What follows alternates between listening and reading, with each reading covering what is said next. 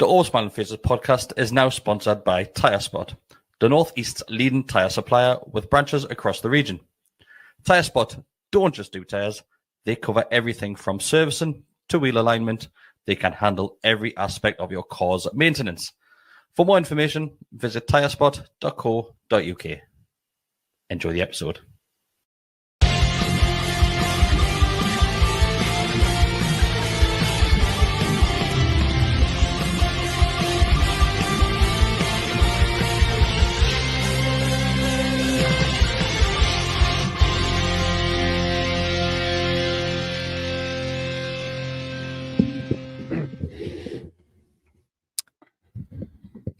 Lads and lasses, welcome to the All with Smiling Faces podcast. It's Chris Tunn here instead of Chris, who's decided to go on holiday. Oh, you lot have a lot of holidays. That's one thing I've actually noticed. Everyone seems to be away doing so. No, nothing against you, there, Mark. It's Deckard, I guess, most of them. But it's me who's going to be stepping in. Chris here with Mark and Bessie, of course. Quiet day, in fairness, so not really a lot to talk about. But distinctly speaking, how we're both doing. You all right, Mark? I'm good. Yeah, it's been a bit of a whirlwind today, hasn't it? Don't want to talk about it. I know. Even just the last half hour. It's definitely been a whirlwind in the last half an hour. Apologies for being slightly late. Technical gremlins, or rats, as they're also known. I think the first one. I think that'll be fair, Bessie. We'll not necessarily blame me too much about it, but eventful day to say the least. It has been, yeah, kind of from a transfer window perspective, really eventful early on, like very early on, and then things just seem to die off at about mid-afternoon, even earlier than that, actually. Like the talk of obviously the Wizard and Isaac thing's been going on for, well, since July. Feels like a long time. 2011. Yeah, a long time. But the stuff with the Sula, maybe going to Frankfurt, kind of that exploded and then tailed off. There's been stuff happening. Mark Douglas put a thing out this morning saying that Wizard's kind of done, and then Newcastle exploring more. I was quite excited by that. Well, we'll get into it all, but we're going to start with Isaac first, because obviously late on last night, Luke Edwards was the one who broke it. I think I'd be remiss if I didn't say that. After how he wasn't up Ben Jacobs exclusive. Who knows? But it was broke last night that Newcastle are going to be selling Alexander Isak for 125 or 130 million. Nobody's quite sure. I think 125 is probably the safe one to go with, but who really knows? So he is gone after what feels like the longest transfer saga in my lifetime, at least anyway. For me, I'm glad it's kind of over and done with to a certain degree, because I was sick to the back teeth of talking about it, sick to the back teeth of thinking about what's going to go on. But finally, it is done, and it looks like Isak has his move. Yeah, I mean, I went to bed before the news broke last night. Before the 6 o'clock news, probably, was it? Probably, yeah. But so I was unaware of it until this morning, which is a lovely way to wake up to that news, isn't it?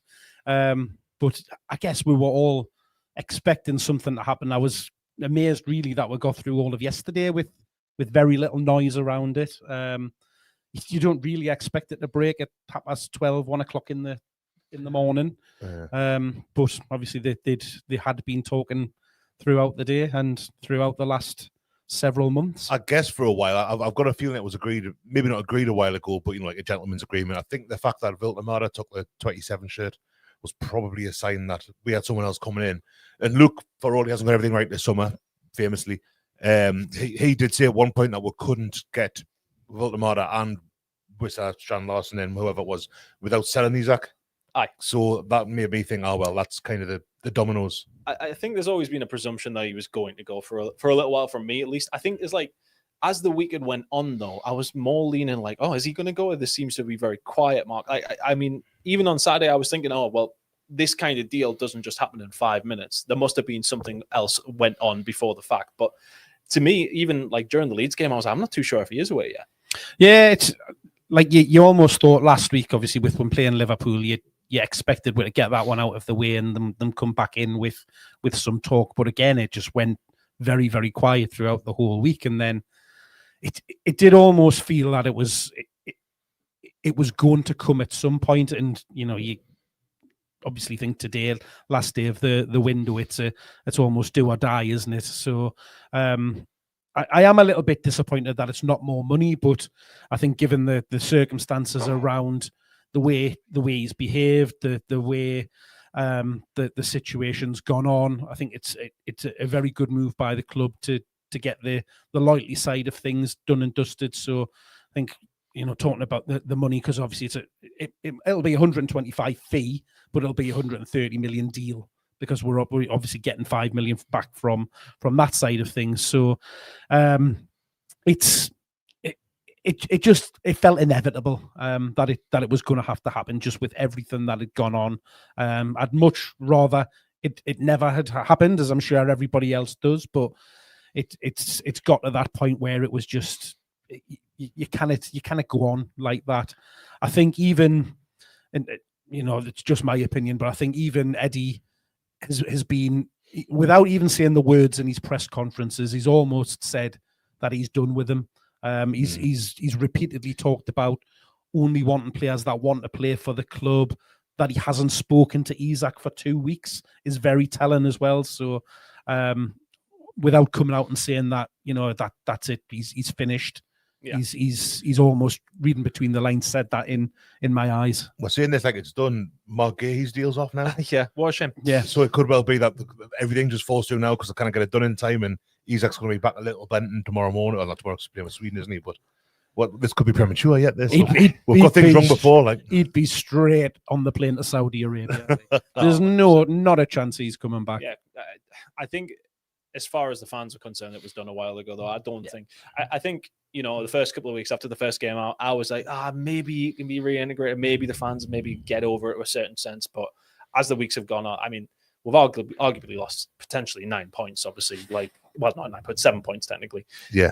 Based on him not being there, Besty. So, I mean, it was never going to go back with the fans at this stage. I agree completely. Yeah. I mean, it doesn't feel like that much of a reach to say that we would have won all 3 games, really, as that kind of team. And one of those games being Liverpool would be top of the table now. So it is a source of frustration. That the big thing for me is how he's gone about it. I mean, I don't think I'm alone in saying that. Like, if at the end of last season, he just said, I've had a couple of lovely years, I really want to move on now, it's time and all that. Like, I've spoken to Eddie.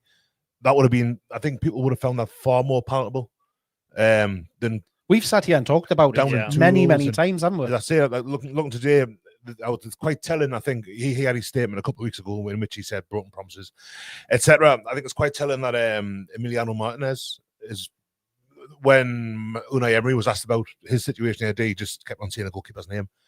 And he's got the same agent as he's at, and it feels as if it's been a tactic he's employed this summer to try and get the moves.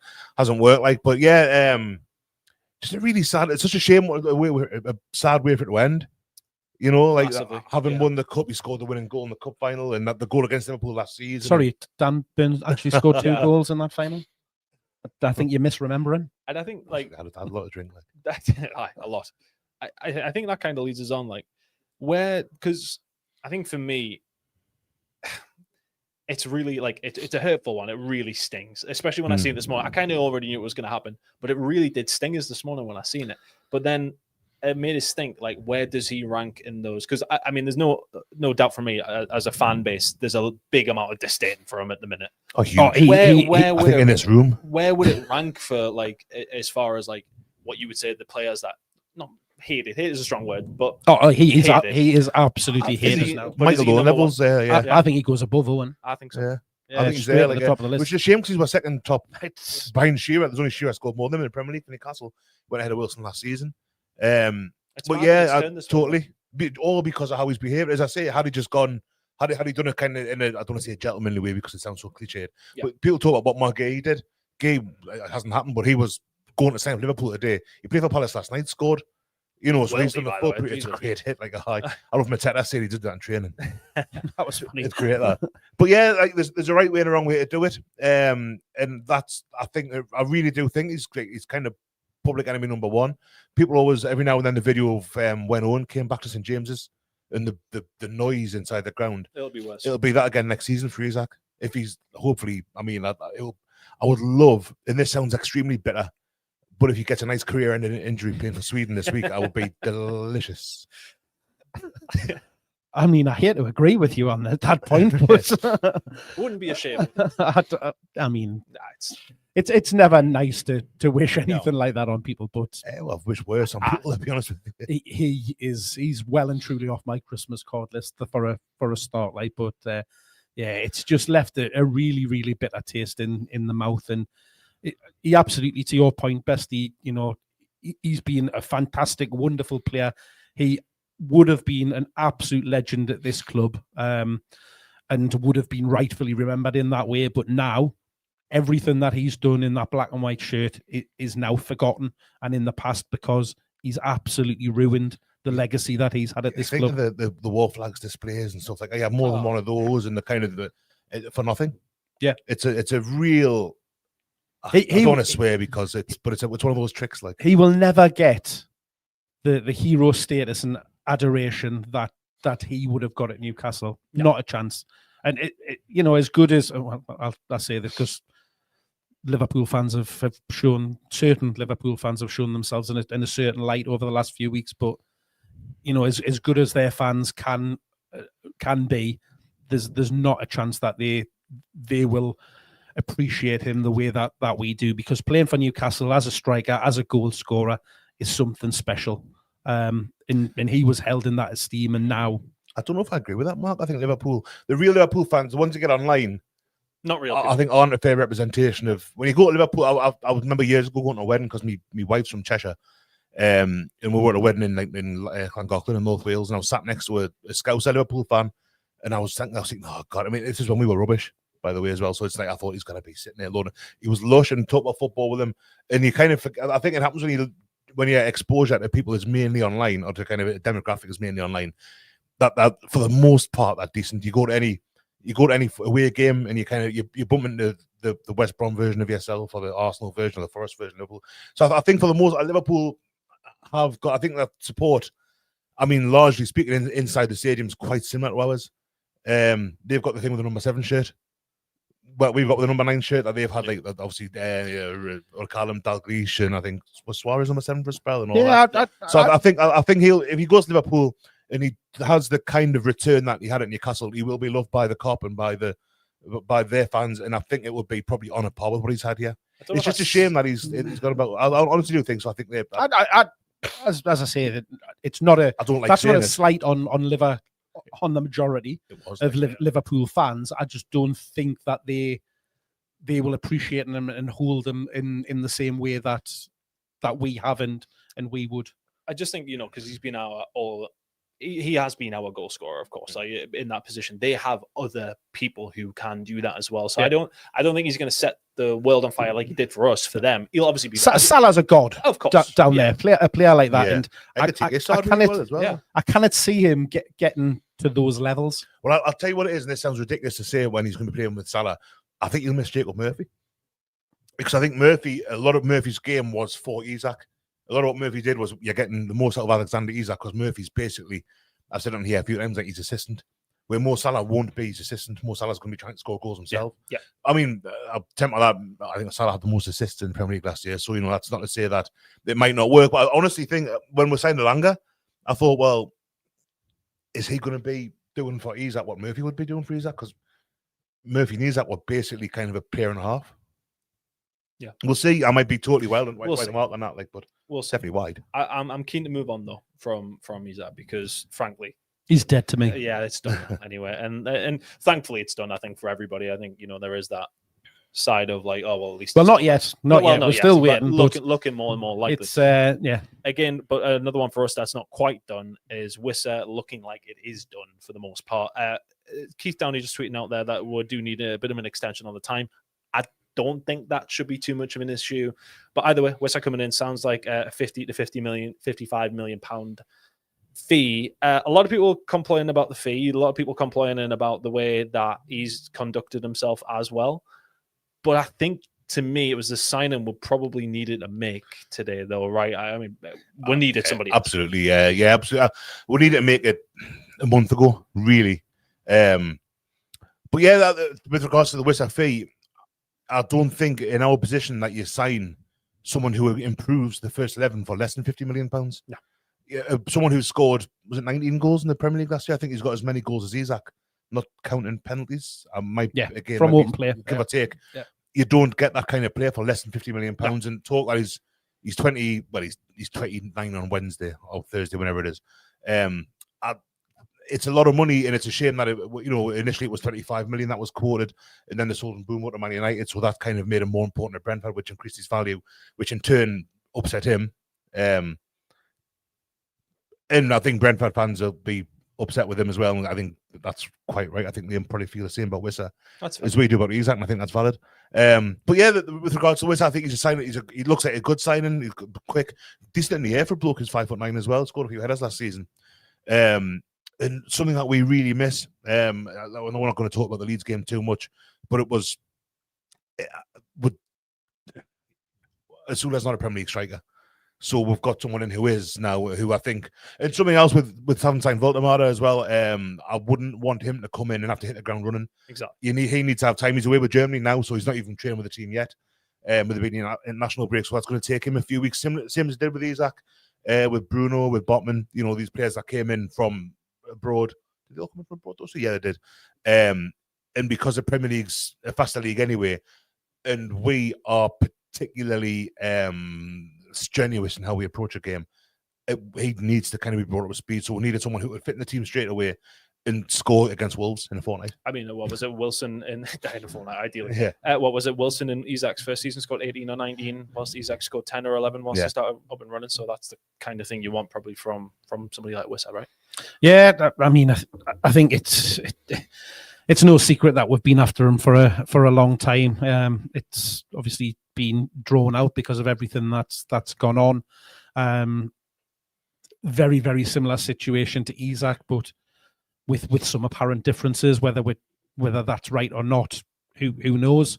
But it does seem a lot of money on the face of things. But as Besty's just said there, you're getting a proven Premier League striker, a goal scorer, a natural goal scorer as well, who's got a lot of facets to his game. So I think he's going to be an interesting one to see. I think he will do a good job with how the two link up. Will be interesting to see as well. Mm-hmm. He is used to playing with kind of the wingers as well, from obviously with Brentford, the way that they're set up as well. But again, as you were just saying there, we're more set up to playing towards the striker and making the best for them. Whereas again at Brentford, Mbeumo was very much like Salah, who you just mentioned, one for although he would assist, he would still be looking to score a lot of goals himself. So it's a good one. The fact that he has scored, as many goals and from open play, because he wasn't taking the penalties and Mbeumo used to take them, is a big plus for us as well. It was just some tweet I seen this morning. It was put in one of our chats as well from Parsons online. Wissa scored the same amount of open play goals as Isak last year in the worst team. And since 2022, Wissa and Voltemata combined have only missed 8 games of football through injury. Isak alone has missed 39. I hadn't realised it was many as that, but he had a big injury when he first came, didn't he? Yeah. And then he missed England kind of thing, wasn't it? He missed a fair bit at the end of the season. Towards the end of last season, he missed 4 or 5, didn't he? At least, Well, yeah. But yeah, I mean that's promising as well. Kind of. I mean, the thing with Wissa being in a poor team, he was, but Brentford weren't a poor team. And when you got someone the quality of Brian and Mbeumo up front, alongside him,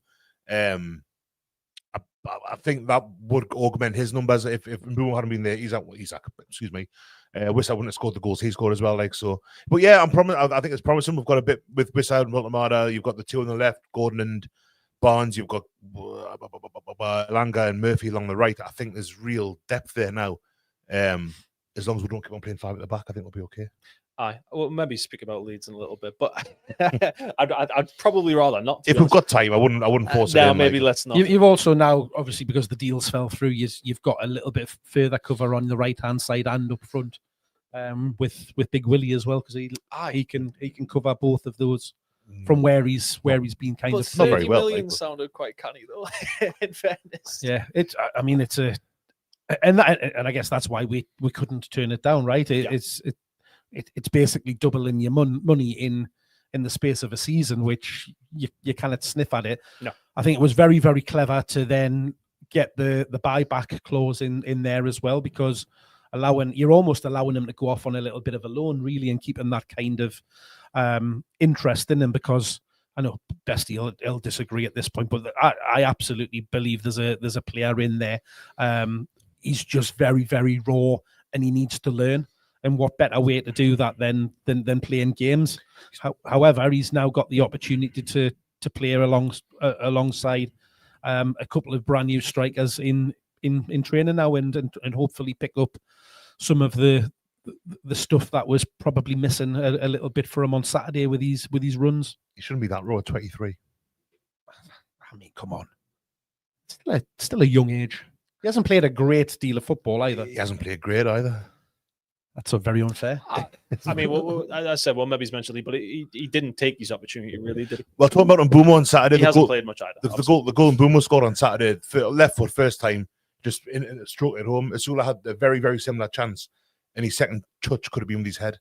His first bounce, it took him 3 touches to get it under control, steady and shot.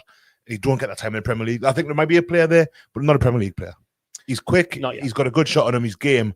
But he should be far better than he is. Now, I said this, someone I was saying all last year, we'll give him this pre-season with Eddie, get his head down, get learning. And he seems worse now than he did last season to me. I don't think he's the answer, Mark.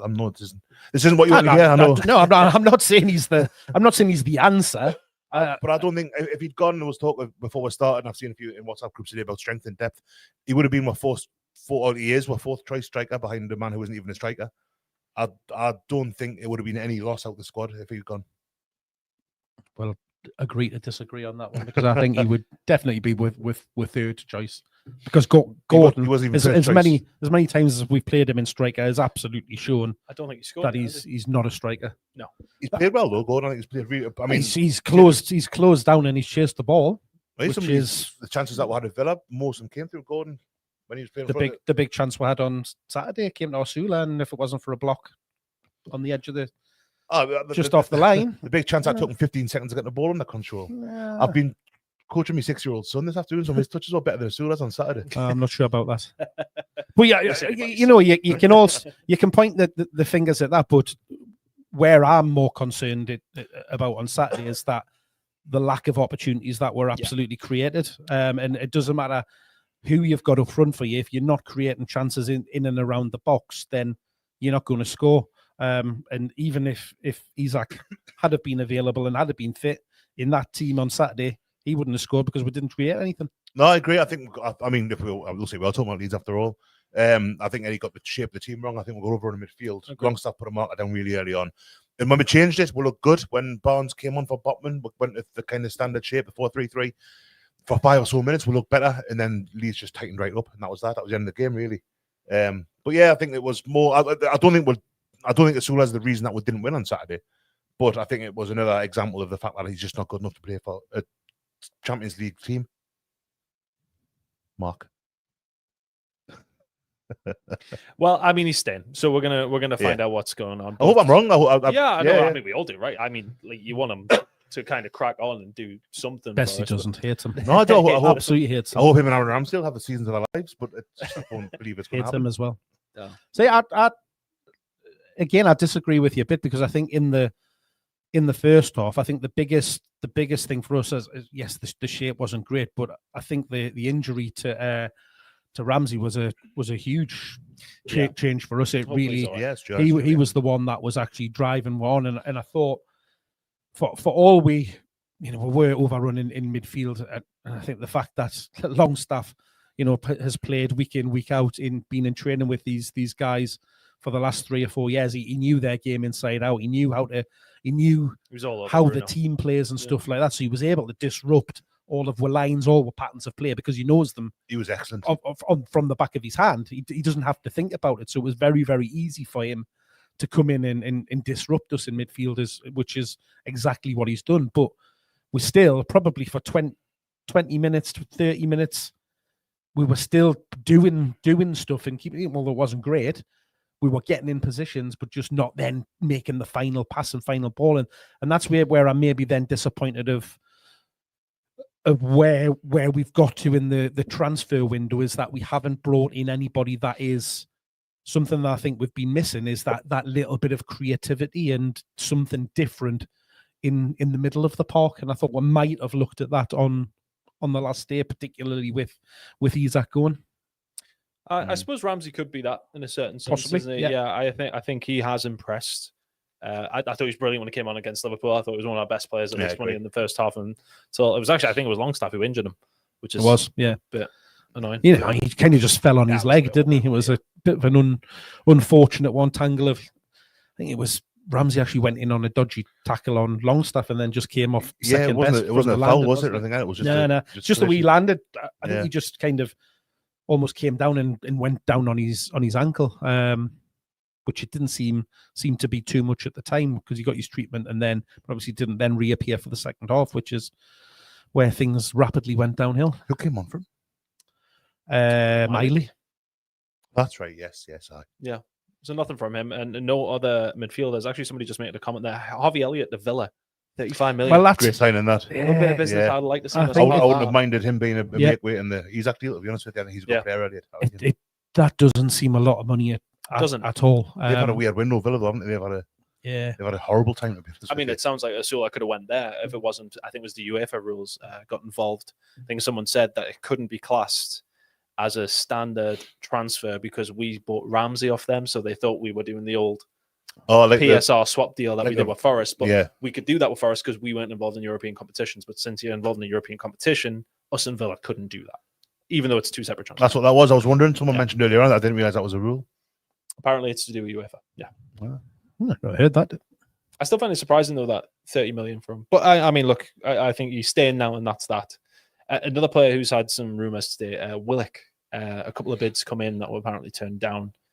Wouldn't have been too much of a surprise to see him go, but it would have left us a little light over that side of the pitch. I presume somebody would have come in and we maybe wouldn't have time, but there'd be a couple of reasons why he didn't go. Yeah, I mean, there was talk of him going to Palace earlier in the summer, wasn't it? I'm assuming that they would have been one of those bids. I've not seen who they were. Or maybe they might have been both the bids, I suppose, couldn't it, theoretically? But yeah, obviously, Joe Willock's things, he's always injured at the minute. And I think he probably would have gone had he not picked up that injury. Was it the first game of the season? He got injured. I think was it back end of last season, wasn't it? Yeah. Well, he picked up another one in pre-season. Injured at the back end of the season, came back and then got it. I mean, it's the story of his life at Newcastle, really. The last that, couple isn't of it? years, he's been slow. But yeah. But Ramsey feels like kind of about leaving light in midfield, and maybe it would have done a little bit. Ramsey feels as if he's kind of the Willock's upgrade. Yeah. He's the one to kind of take what Willock does and kind of just be a little bit better at it. So I wouldn't have been.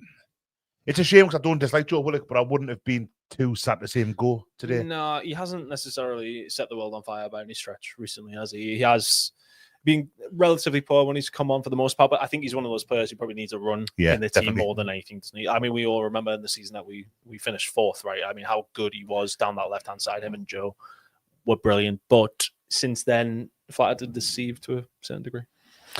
Yeah, it's just, again, we don't really play to his strengths. Yet we are crying out in certain games for somebody that will carry the ball in the middle of the park and will get up and support with striker. So and I think Ramsey definitely did that in the first half on Saturday. So you would hope that that's where you'd see Willock kind of picking up in those kind of spaces as well. But yeah, it just seems to he almost takes one step forward and two steps back. It just he kind of keep fit. I mean, and this is going to be the thing. I know this season might be different because we're going to have a lot of games. Hopefully, we're going to have a lot of games. We're definitely going to have more with the Champions League. So there should be more opportunities for changes in the midfield and not just picking the same three as we normally do. But saying that again, I think we massively missed Joe Linton on Saturday as well. So it's difficult to fit these players into the team, but I think it's when you're looking to make a change and looking to try and find a little breakthrough. That's where you then need something different, and being able to, like, if we were able to bring somebody on the 20 minutes to go on Saturday that can go in and either replace. Well, by that point, we'd pushed Tonali up, hadn't we, and brought Miley, and then two were kind of doing. So it's either Bruno, who was absolutely awful. It was probably one of his worst games that he's had. Either you've got to take Bruno off or Tonali. I mean, you're not going to take him off to bring one of them on to kind of sit in behind and try and do something different. So it's a tricky one to try and manage it, and I think it is where we've got a gap and have had for a little while, and it just stops us having that flexibility to make those changes because Willock hasn't been able to impact when he does come on in those positions. So hopefully Ramsey can make a difference. I think that's the plan with Ramsey, and I feel really sorry for Willock. There'll be somewhere a 15-20 minute YouTube video of Joe Willock's greatest moments for Newcastle, and it'll be chock full of stuff. The goals he scored in his first loan spell, when after the takeover, him and Joe Linton and in the fourth place season as well. Even when they beat Tottenham 6, whatever it was, that was was that that fourth place season? Or was that the season after when he put the ball through for Isaac?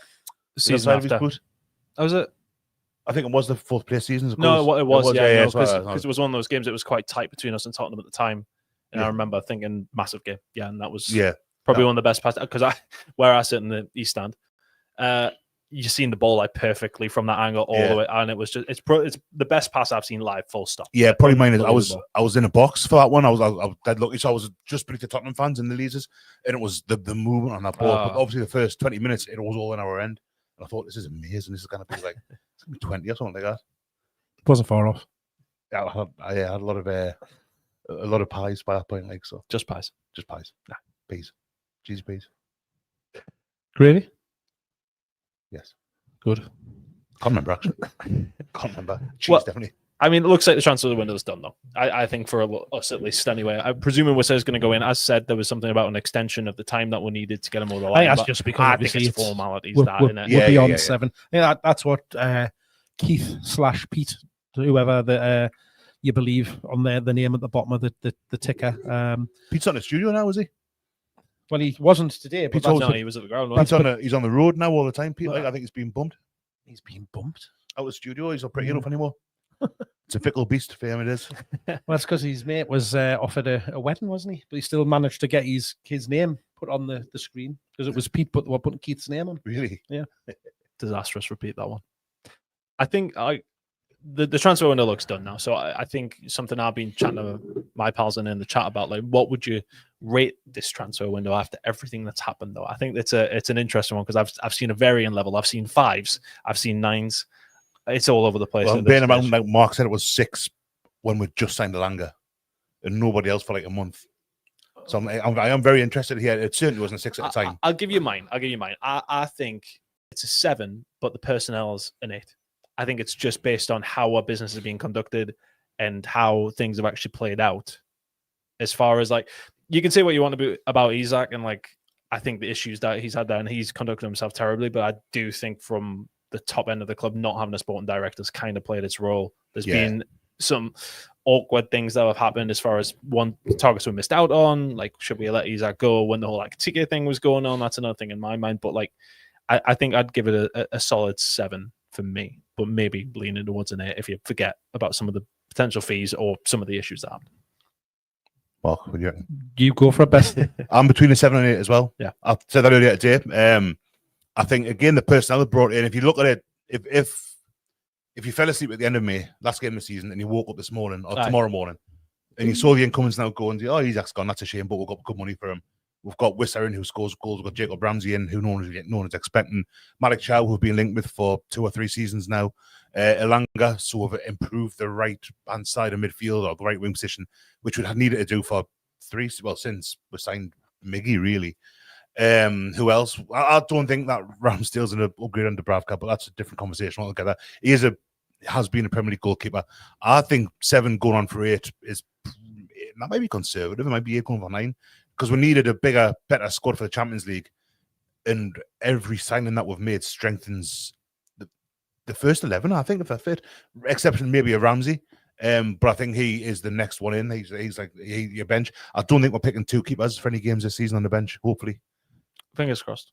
I absolutely think that it's a strong transfer win. When you just look at everything that you've just said, for people to think that it's a 5 or a 6 or disappointing, we've absolutely strengthened that team throughout.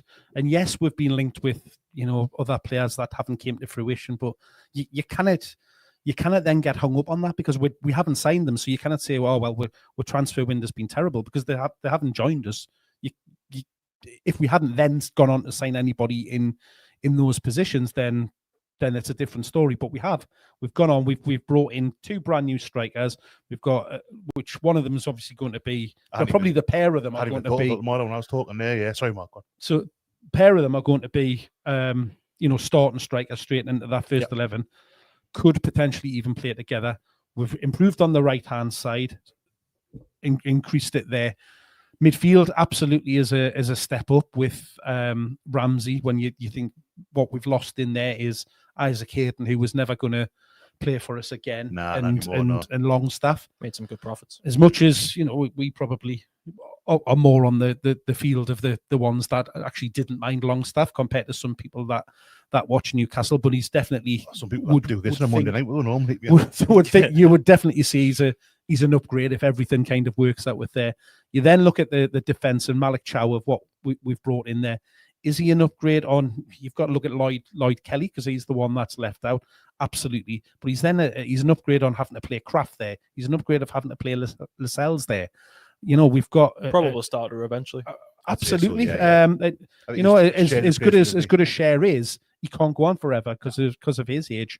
Obviously, Ramsdale's came in. I know your opinion on him, but I think he's a good keeper. I like the Ramsdale signing. He has got his faults as we all know, but I think given even the fact that he was in a terrible Southampton team last season and actually he didn't have not one goal that he conceded was through an error.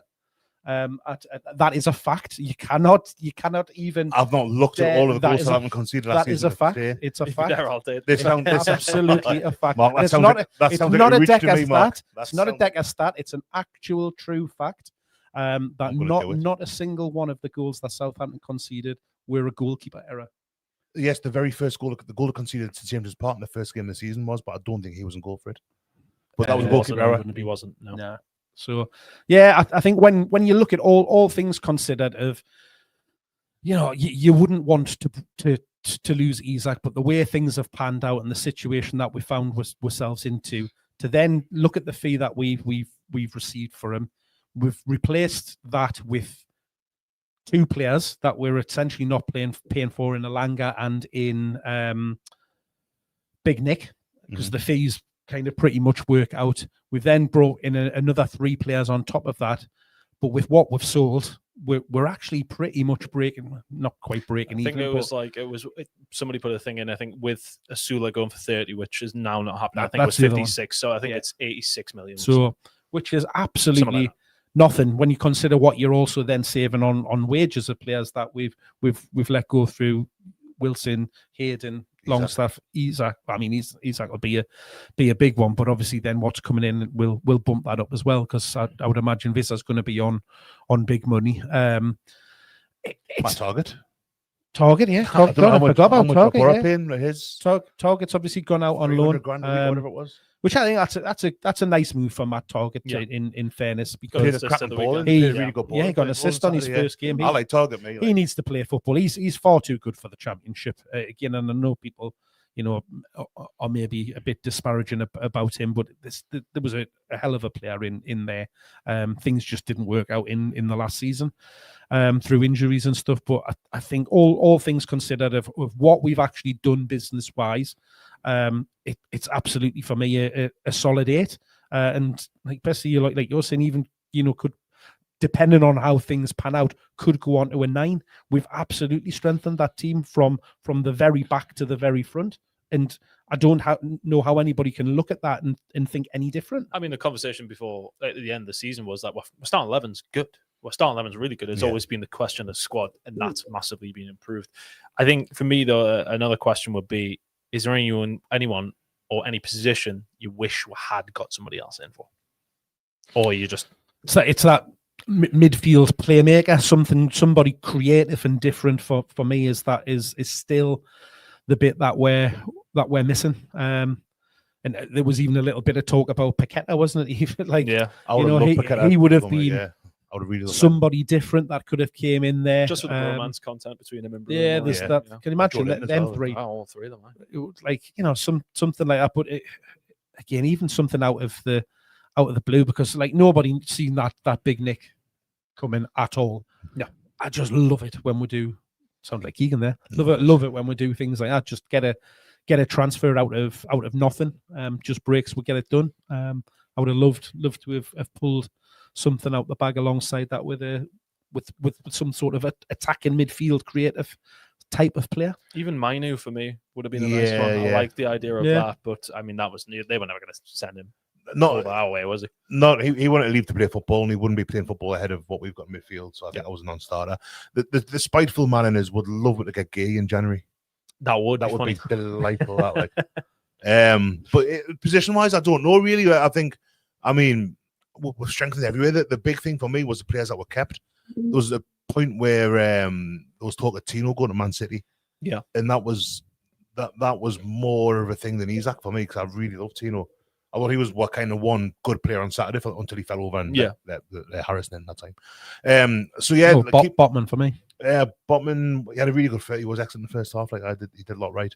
I hope he's still fit. That's my concern. And actually going back to Gahey, the left side of centre half, Botman's got to stay fit now. If Botman has another big injury, then I think it's probably time to cut your losses on him. And I love him. I love Botman. I really, really do. But his knees are made of biscuits. Yeah. How many chances do you give him? It's not his fault. It's similar to Wilson. I know Wilson was older when we sold him, but if he's missing 2/3 of a season every season, then you've got to. That's not good enough. It's like Lejeune again, isn't it? It's very, very similar. He was one of the best defenders that I've seen at Newcastle. Done his knee, and came back, done his knee again, and he just wasn't the same. And it is always a worry. It's a horrendous injury to try and come back from, and. He's. I mean, like we all say, he's absolutely Rolls Royce, and you want him to get back to those levels. But again, when you've got Byrne and Cher playing so well, it's difficult to get into the team. But you would think that longer term, Botman and Chow is going to be you two. Well, the four will be Botman, Chow, with Tino and Lewis Hall on the flanks, on the wings. Fullback, and that, I mean, providing Tino stays. I mean, I'm still a bit nervous that he might not be there for another 2 seasons. I think if he has another season again, he'll be have his head turned maybe as well. But not in the same way as he's. I'm not saying he'll down. I would hope not. But I think he's someone that he's world class. And he's fit as a lot as well. He's come back. He looks big. Not like me and Mark look big. He looks big. Like he's fit. He's in good neck legs. So I think Tino's he's a real athlete. And I think he might be the one that we need to replace before too long. Yeah, I haven't seen too much of Lewis Hall, but he's been coming on doing well. Yeah. I think for the most part, I think so. Harrison actually got a lot of football in pre-season, but he seems to have dropped off the face of the earth. There was a lot of talk about him going out on loan to a championship team, but I haven't seen anything. So unless that's a one that's just, I thought he might kind of happened, and it might be. I've got a feeling he might be more of a squad player this year with how used him in pre-season, but I'm less sure now because I don't think he plays ahead of Kraft at fullback. Or Trippier for that matter. Nah. So well, that's it. I mean, Trippier. You would imagine if everybody's fit, it's going to be Tino at right back and Hall at left back, which then leaves you with Trippier as you cover it right. You then have Tino as your cover as left, really. Dan Burn.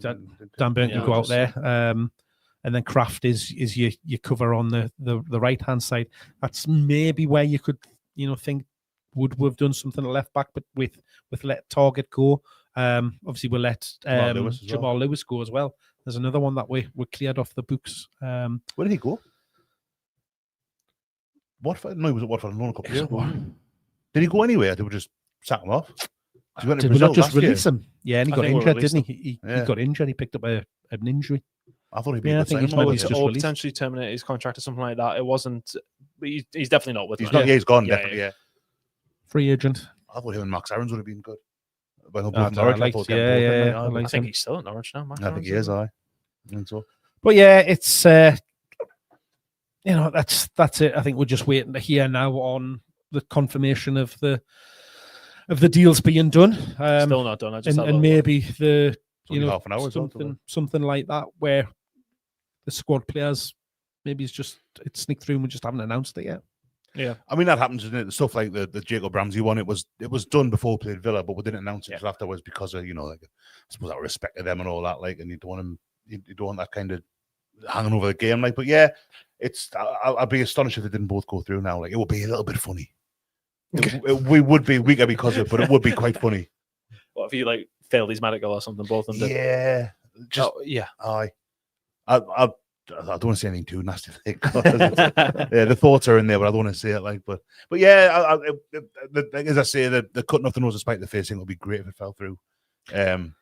It's going to be done. I mean, Wissa had his medical at dinner time, and he came out, was straight in the car and to the ground. So I mean, some people were saying he was in his is Newcastle absolutely- literally before the deal was agreed. Well, he was wasn't he? there for 7 o'clock this morning. Well, just after 7 o'clock this morning. So they obviously drove up through the night to be here first thing to get it done. You're being filthies now. Do you think that was placed a choice? I don't know. First place game. Get more with Passing Clouds, man. Possibly. Bit more chilled out on Passing Clouds. What day is it? Monday. Monday. Student night. Still Monday. Yeah. Cozy's big market chippy. All my bars here on the he's same clearly kind going of to 10 be. meter. He's clearly going to be in the Dakota watching us on YouTube. Hi, Johan. I met. In New York. No, the Dakota, That's where John Lennon used to live. the hotel on the quayside where all of our new signings are currently living. Is that right? I'm not too clued up with Newcastle hotels, given that I live Next door to the Malmaison. on. Is Aye. It's nice. Malmaison's fallen off. that It's one owned by, just past the quayside by Malmaison? Yes. Behind Yeah. Pizza Behind Piano. Piano. Aye. That seems to be where they all are. Yeah, 100%. Also been in Anissa's probably. And he says, the buffet. Is that still there? I think so. Plumber neck. One of Shields has gone now. It's a function room. Yeah, that's been closed for a while. International breaks coming up. Anybody tune in the Germany game to watch when you sign in? I think I'd rather watch that than England at the minute, personally. Hi. Absolutely. We will actually. Even though, well, we've got a few lads involved in that, haven't we? In the Germany, of England, yeah. Well, Tino- both now, yeah. but Is Tino in the squad, the England squad? Yes. So Tino Gordon and Dan Burn. Big Dan. Aye. What is this World Cup qualifiers now? I think so. Because it must be because the World Cup draws in November and they haven't played any qualifying games yet. So it must be December maybe. So it must be starting. Would Germany have Slovakia and Northern Ireland to play if anyone's bothered about keeping an eye on that? It would be nice I'll to be see watching him. just to see what. I'd be interested to see how Yeah, it goes. yeah. Because I'd never heard of him until like this time last week. Do you not see him in the Under 21s. 21s in the summer? I So didn't. I watched a bit of that because there was no else to know that No. football on. I So it don't think was. there was loads of football on. There was a Club World Cup, the Women's Euros. I didn't watch that. Not Well, really. there was a club football. No, there's misogyny going through there, Mark, is it? I honestly didn't watch a minute of the Club World Cup. I watched a little bit at the start of it, and then Yeah. that I just kind of I'm aware that Chelsea won it. I watched a couple of games. I did watch a couple of games early on, like Bayern Munich put like 13 past the New Zealand team or something like that. excellent. And then I watched a fair bit. The 21s, like I didn't watch any of it. no. I tried to watch some of because it obviously England were doing Yeah. well in it as well. I actually to what the point that you just made. I actually preferred watching that than I did the men's team. There was that side of it. I watched some of it actually when I was away, and I was watching it for Asula. I think Denmark were playing. France on the he stage, was. Yeah, and he looked mint. He played quite well, didn't he? Yeah, he was Yeah, I good. remember that. yeah. Yeah. I suppose. And obviously Tino was in the England squad. Played left back for most of the tournament. Yeah. Aye, it'd be interesting to see how he does. I'm keen to see because I think that's why the Wissa one's important. I know I've kind of mentioned it already, but that's why it was so important, so that it's going to give him time to bed in. Because I mean, it's very, very different coming from Stuttgart. But I mean, Bayern, I know I haven't spoken on Big Nick so far. I am calling him Big Nick consistently, just because I 100%. don't want to mess his last name. I guess that's why Mark's been doing it as well. I'm not 100% yet. Oh, I'm calling him Big Nick. Vildemade. Valdemar. Voltamada, how would I say? Yeah, that's it. That's basically what I've just said. It's Well, not I just Waldemar, prefer though, is it? Waldemar. Not gonna- Volt, yeah, it's not definitely a But no, I like I say, I hadn't heard of him until it was kind of broke that he was going to sign. When was that? Last Wednesday or Thursday? I had people messaging us saying like, "Oh, I'm dead excited about this." I was like, "I'm happy in that, but I've got no idea. I've never seen him I play." mean, Bayern wanted him, so that tells you. Yeah, it's a sign, isn't it? And I Yeah. trust our recruitment team as well. I think that generally speaking, they get more right than they do, a lot more right than they do wrong. Oh yeah. And if they're prepared to spend 65, 70 million pounds, was it on him? Then there's something there. And the thing is, though, it's hard. It looks. This isn't me saying that. I think it is a desperation buy. But when he's been turned down by, or not turned down by, sorry, I couldn't say it. By Hugo, big Hugo, Ekitike, João Pedro, Liam Delap, or someone else. I'm not having that. We Yeah. were turned down by Liam Delap. Well, not turned down, but they chose someone else. I don't think they Yeah. turned it down necessarily, but they chose someone else.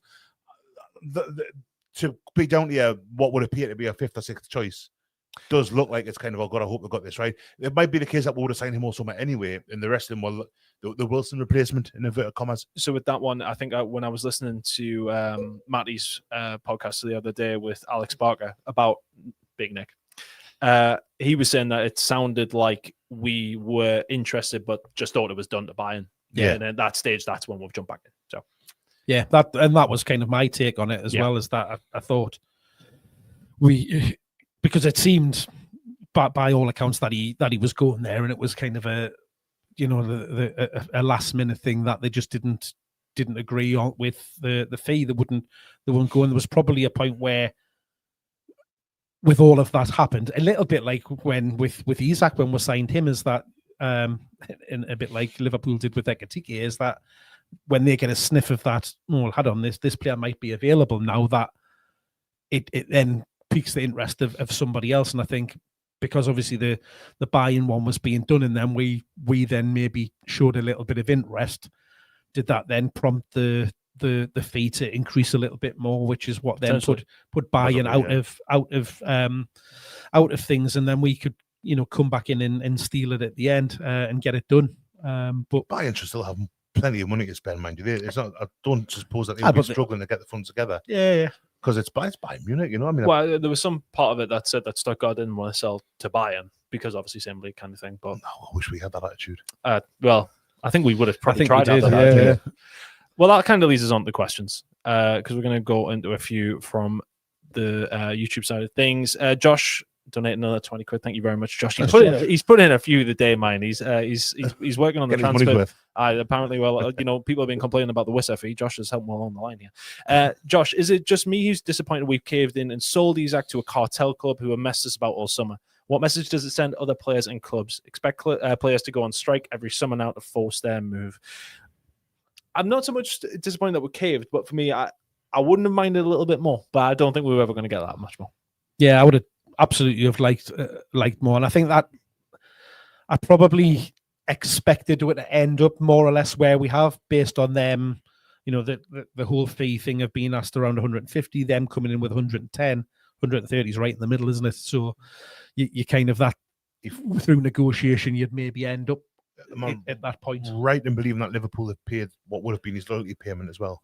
Yeah. So I don't know how much that is. But so it's a £125 fee that they've paid. Aye, that's cheap. But then 125 million pounds I would have bought him. Transfer fee, but with a 5 million bonus. So the deal itself is worth 130. Yeah. So, and obviously it then comes round to that whole not wanting to put in a transfer request and that side of things. But then you then look at the deal that apparently he's been given, like I think it's in excess of that for his signing on fee, £400,000 a week. It's obscene amounts, and that's what I mean. We'll find out when it does finally get announced, but that's the talk with things there. But I don't think it necessarily sends the wrong message out. I think Isak has sent the wrong message out, and I think the whole of football, probably bar maybe Troy Deeney and Wissa. I was thinking more from a pundit and reporting side of things. Like the whole of football, bar a handful of people, probably not even a handful of people, have looked at this situation with massive disdain. Other fans of other clubs, even in some certain extent, a lot of Liverpool fans have looked at it the same way. And I think that is very, very telling, that despite the way that they've gone on, and yes, we've probably almost had to come to a point where we've just said, we're not going to resolve it any other way. It's better for everybody just to let him go. It felt like the meeting that was supposedly had at his house felt like a bit of a turning point, at least from the reports that were coming through, that it felt like they were really confident of the resolution coming through potentially, and it just never did. Yeah, I mean, was that the Liverpool game? Yes. Yeah, it was. Yeah, it was last Monday. Yeah, it did kind of feel as if that was because there was a little bit of hope, wasn't there, when Ruben and did our Remain go as well, whoever it was? A delegation went. And then that night when it broke, it was Ornstein or whoever it was who said nothing's been resolved. That did feel a bit like... I was still quite confident he would stay. I don't think he wanted to. I don't think it would have been his... I mean, he certainly didn't want to, did he? But I still thought that, well, we need to get the signings done. And then, like I said, when Voltemar came in, 27 shirt, that was a point at which I thought, well, that's probably that. But, yeah, I think it's... I've lost my train of thought now altogether. It's your age. It probably no. There's no two ways about it. It certainly is my age.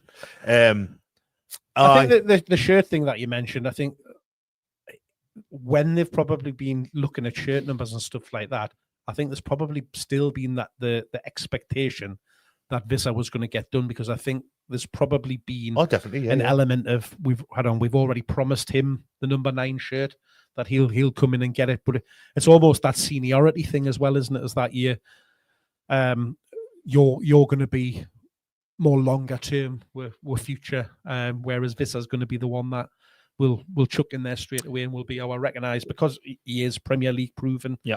He can go in and wear that, and apparently he was a big fan of Cisse, and that's why he wanted to wear the shirt. Is that right? Apparently so. How do you know this? I'm on very good terms. Is this your secret meeting? All that again? I had no idea about me and Johan. Just Johan. Another one from Josh. He said it's God's not his money being spent on Wisser because he's not worth 55 million. Good player, but his attitude stinks. Only 8 million less than what we signed Isak for when he's 4 years older and going to be away all January at AFCON. I think the thing is with these in AFCON, Congo aren't that good in Venice. So I think they'll probably go on the group stage. So hopefully it'll just be a couple of weeks. There's a list of fixtures that he could potentially miss. Put in the chat. I think it was our chat earlier on. Yeah. And I thought, well, last one's Liverpool. That's interesting. But then again, I think that's dependent on them winning it, or even getting the semis, which Congo. I've not seen the groups, but I suspect that there wouldn't be trouble in the later stages of it with myself. So I think we're all right there. It'll be a shame that you'll miss some, but by that point, I think Viltamara should be up to speed a bit more. Or might have found some shooting boots for Stewart by that point as well, or Gordon. I think we'll be all right. I'm not too worried about the AFCON. To be honest with you, I think it's unfair to compare the two fees between Wisser and what was signed Isak for, because Isak was a gamble. He was unproven. He'd never played in the Premier League. Yeah. He hadn't pulled up that many trees in his time over in Spain at Sociedad, whereas one good season, one poor season. That's it. So you're getting somebody that we know will score goals in the Premier League, that we know or hope will stay fit because of what his history is telling us, and will hit the ground running. And you are always going to pay a premium for that. And as I like to bang on about, it's the English tax, as in English player, rather than being an English-born player playing in the Premier League. Oh, so, So you're always going to pay a higher fee because of all of that. I think if he can get 15 to 20 this season, score a few goals in the Champions League, I think that is a good deal. I think that's 50 odd million. Pays for himself and then some. Yeah. I think that's reasonable. Yeah. I think it's just like this time in the market, though, isn't it? Like, if you'd went for that 6 months ago, but 6 weeks ago, then maybe it'd be cheaper than that. But it just seems as if Brentford had dragged their heels. Well, that's the thing, rightfully so. They're getting a good deal, as well as I think have got a good player. We did try 6 weeks ago to sign him, though, didn't we? That's the fees that we were allegedly told that we would be able to sign him for haven't came to fruition because the goalposts moved with him and Buemo. The game's changed, with Buemo, and the fact that Isak said he wanted to go. Yeah. If Isak was staying, I mean, would probably still be in for Wisser, because obviously he's Wilson's manager left Brentford as well to go to Spurs. Frank, so a lot of change down there. That's decimated. We've seen the standard of their penalty taken now as well. It's gone right down. It's not as bad as Man United's. No, true. Yeah. True. There's another question that came in here from Jason. Why didn't we explore Gahey since we wanted him last season? Or better, why not buy an extra attacker, as Wisser will be in AFCON? December touched on that, but exploring Gahey, I think that is probably because Liverpool have been pretty set on him for a while, and typically when we've went in against Liverpool for players, that hasn't necessarily went. You know what? I would have loved for us just to go and bid on him, just for the crack. We got criticised. We got criticised earlier in the summer. We talked about it on here, Mark. When we went for João Pedro and we went for the lads that didn't want to come here, went elsewhere instead, we got accused of kind of having ideas outside my station, a little bit beyond my station. Kind of Newcastle shouldn't be going in the same players as I want to go to Chelsea and whatever. So I think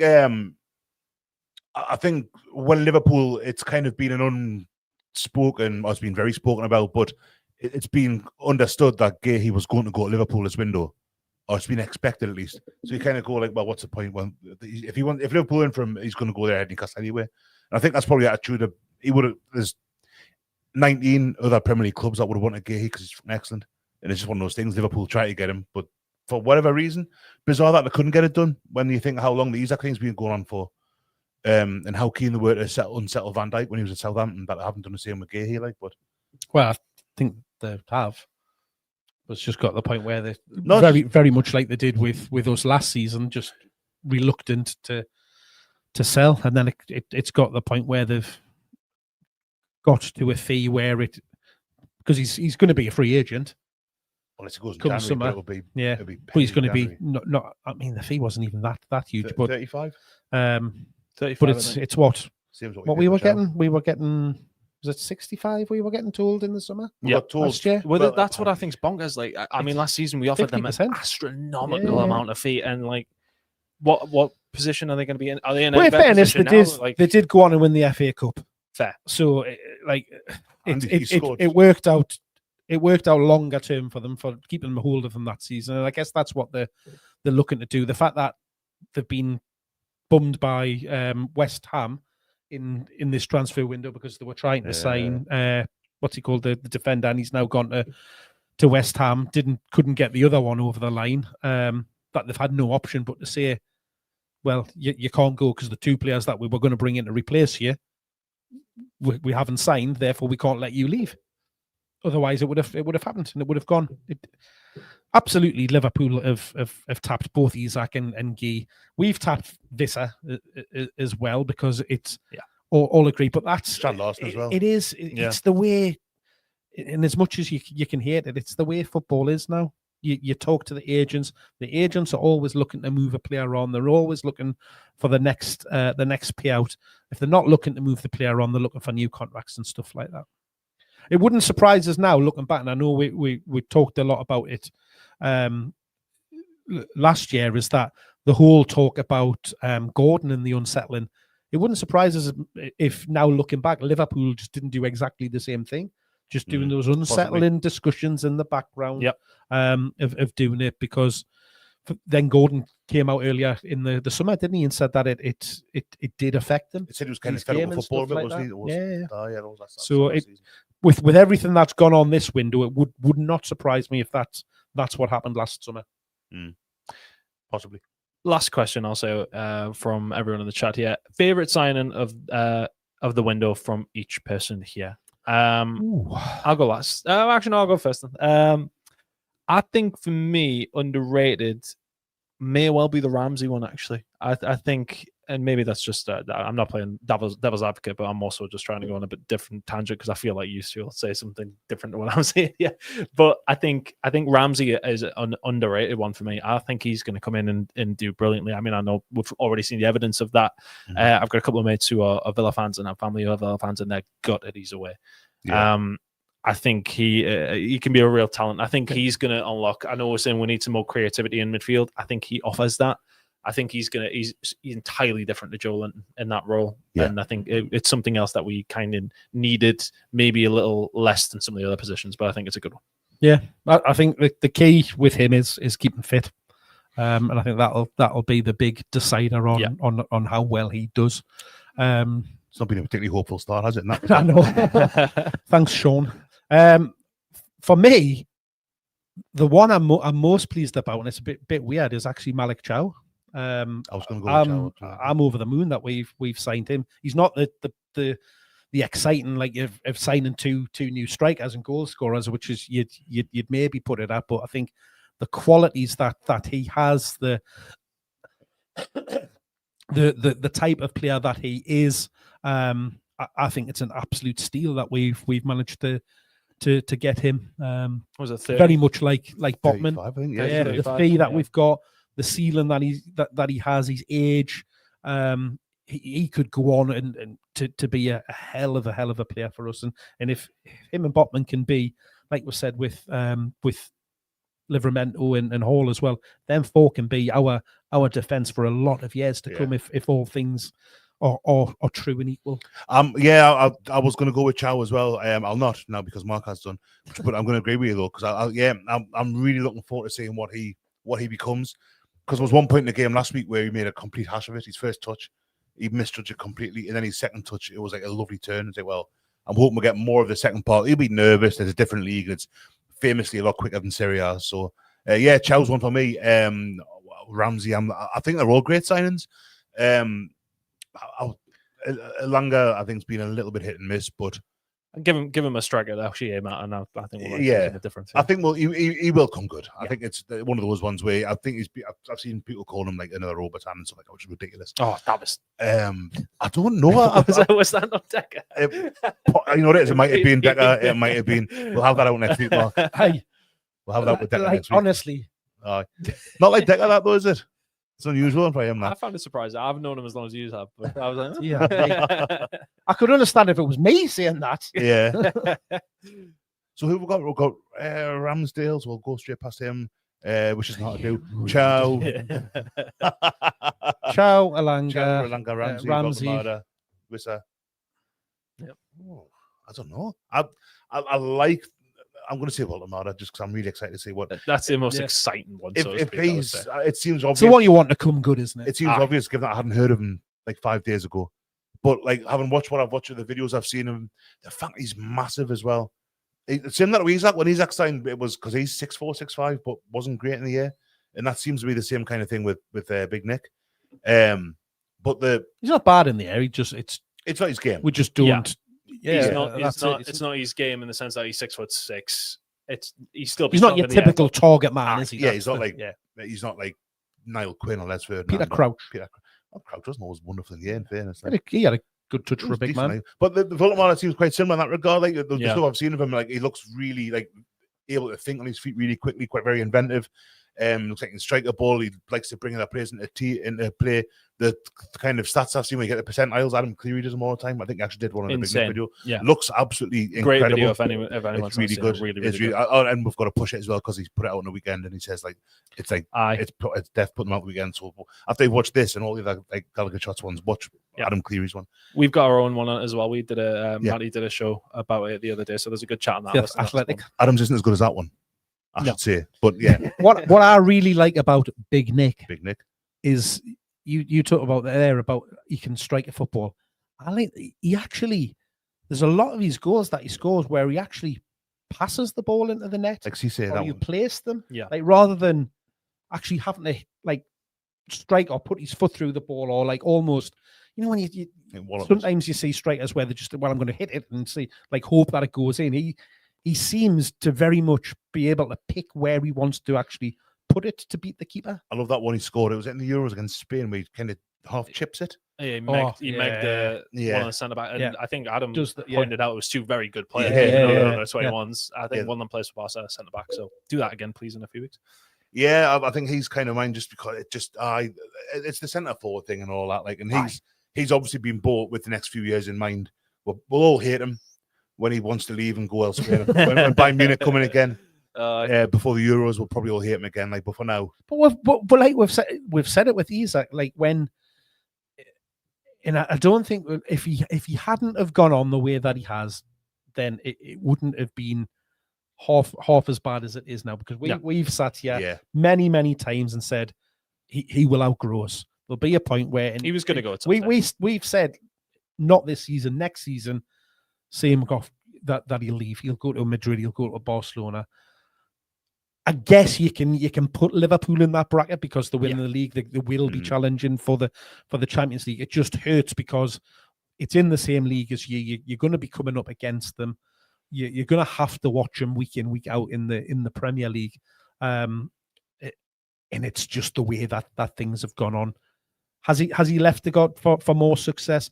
Yes, he has. Has he left in the best of terms? Absolutely not. And it's the way that he's gone around it that leaves that bad taste in your mouth and has absolutely, as we started off the show, ruined his legacy at this club. Totally. Yeah, I agree. I'm completely mad. Yeah, right. Yeah. Well, hopefully that's the last I ever have to speak on him. I never want to speak about him ever again. Are you boys doing any Champions League games away from home, by the way? We haven't mentioned the Champions League at all. I'll be hoping to.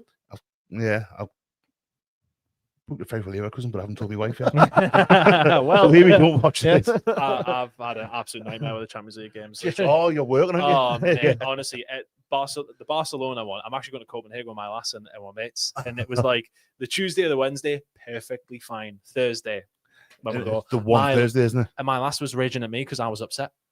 She's like, you don't want to go to Copenhagen? I'm like, no, I do want to go to Copenhagen. I just want to do both. If actually we could have done, but sadly, no, I'm missing a lot of them. The first Champions League game I'm going to get to go to is PSV in January. Oh, it's like, late January as well, isn't it? There's a big because we've got something like a 2 or 3 month gap with no home game, haven't we? The last game Because was of the break. PSG That away, works but out, PSV's before that. Yeah, I think it's 21st. I think that's right. Yeah, but we've got two away games right at the end of the kind of first 6. Leverkusen and Leverkusen's Union. before the Sunderland game. No, Union's early October. Is that not what we're talking about? No, I'm saying I'm sure because we'll start off with Barcelona, then Union, and then I'm sure it's 2 homes and 2 aways. Yeah. So we've got a big gap between the third home game and the Barca fourth home and game. PSG either end, and then everything else in the middle. Yeah. So it's I like the way that that's the lined 2 up. I'm looking at. Do you fancy what chances? Germany and Belgium. I fancy what chances. The problem with Belgium is they're playing in Anderlecht Stadium, it's only 22,000 capacity. Yeah, so so it'll be like that's 5 away tickets. Yeah, tickets. Well, I'd just go for the crack. I don't know if I would go for the crowd. That's I don't like watching football with other people particularly, so watching them in it you don't like watching football full stop because you miss half of the games. because I'm singing so much, Mark. You don't I'm normally singing so much and watching you not singing I'm amazed you actually You spent seen more- the game on Saturday. In fairness, on Saturday. Yeah, I just saw because I was at a Shields match with the Littleton, so I picked him. I just saw, but I watched you last Monday. Kind of spent most of the game bent over the fence. I was hammered, absolutely hammered. Not fancying danger in your life at Marseille away? No, Nope. I did Marseille back in the World Cup. World Cup Euros. When was it? World Cup, wasn't it? Which one? 98. Aye. You got Marseille 98? Yeah, it was awful. I'd love to go. I love the Velodrome. I would love to go to Marseille for football, but I would need to be in the home end. I wouldn't be able to go in as an English Yeah, it was. You're away, asking for away fan like that. But if I could stick a Marseille shirt in, and I'll I'm a little bit of French. I'll get away with it. Don't have fond memories of Marseille and Didier Drogba. Oh, Yeah, God. yeah. Jesus. What was PSG as the well, draw? There was a lot of familiar names in the draw. A lot of history there. Well, Union's the only team that Yeah. hasn't played in Europe in the last 30 odd years. Everyone else, Bilbao. It was nice to get I'm Bilbao. so happy was that we good, got yeah. Bilbao because that'll be a lovely time. That, Obviously, PSV, Barcelona, yeah, Bobby's. Well, the two. Leverkusen. We've got Benfica. It's payback needed there. Like Absolutely. Yeah, definitely. I I would have loved Benfica to have been away against. That was unbelievable when we were over there a couple of years back. 2012 was 20, 50, 30 God, years was it ago. that I'm long actually ago? in Portugal when we played Benfica. Yeah, when we played. Hence one, I want to say. That was great. That. That would have been a nice one. I quite fancy going in 2012, but couldn't make it. But I think I said I've got the time for Leverkusen. But getting tickets. I would have liked them to keep Ten Hag, frankly. It's mad, that isn't it? Yeah. 2 games and you. I mean, do you see that? Ten Hag, Solskjaer, and Mourinho all lost their jobs. Yeah. 3 ex-Man U managers in the same weekend. David Moyes is going to be twitching. And Amarim's still in there. Somehow. Moyes doing a great job. McLaren's at Jamaica or somewhere, isn't he? Yeah, he I is. think he might still be. Right. Moyes is doing great at Everton. He's doing a cracking little Really job good. there. Well, Grealish needs to be in the fantasy team. Oh, personally. Grealish. And I might have to play my wild card already. frankly. So happy watching Grealish at the minute because he looks like he loves his football again. Like, he's back where he's the best, and he big fish in a little pond. I think that's a little bit poor form, that man. No, it is real. Given that we're realistic, not isn't friends it? with Liverpool anymore, we've got to cycle. I will never be friends with those blue people. I don't mind. I remember the '95 FA Cup final very well. Like, so No. Never been a fan of them. I'm dead happy to see Grealish enjoying his football again. Yeah, it's it's great. I don't mind. I like Jack I Grealish. like him a lot. Like, yeah, He's No a surprise nice that I human. went through. seems to be. Well, whilst all this has gone on, there's still no Isaac, I think. There's still no Wissa. He's been pictured going into the. I'm assuming it was back into the training ground. So Keith Downey sitting in an empty car park 2 hours after the deadline and waiting the announcement of the player I've spoken about. Yeah, so no news, and it's. I mean, even though the deadline's in 1 minute for the 2-hour extension thing, that doesn't necessarily mean that it hasn't been done. Serena's in Boots at the Metro Centre with a film, getting it all printed out in Boots. That's what it is. Well, hopefully that gets done and over the line, but I think we'll call It's it there. done. But tonight. It's done. It's done. done. We're not going to worry about it too much, but a decent enough window, I would say. I think most logical people will share that. But thank you for humouring us, boys, today. Laptop issues aside, We got through it. we did get through it. I'll semi-blame Chris. We'll just on put a that one. full stop at the end of that. Ultimately, it was Chris's fault, but we'll Yes, decide. that's fair to say. That is very fair to say. But yes, thank you everybody who did come in and offer some questions. Somebody saying the Worcester deal might be cancelled. I don't think that's going to be happening. It's looking good to go. But thank you to everybody for the questions. Thank you to everybody getting involved. And make sure you do like the video. There'll be plenty more coming for us here at the Gallagher Shots YouTube channel. And yeah, thanks for joining us. And we will see you for the next one. Good night. Bye-bye.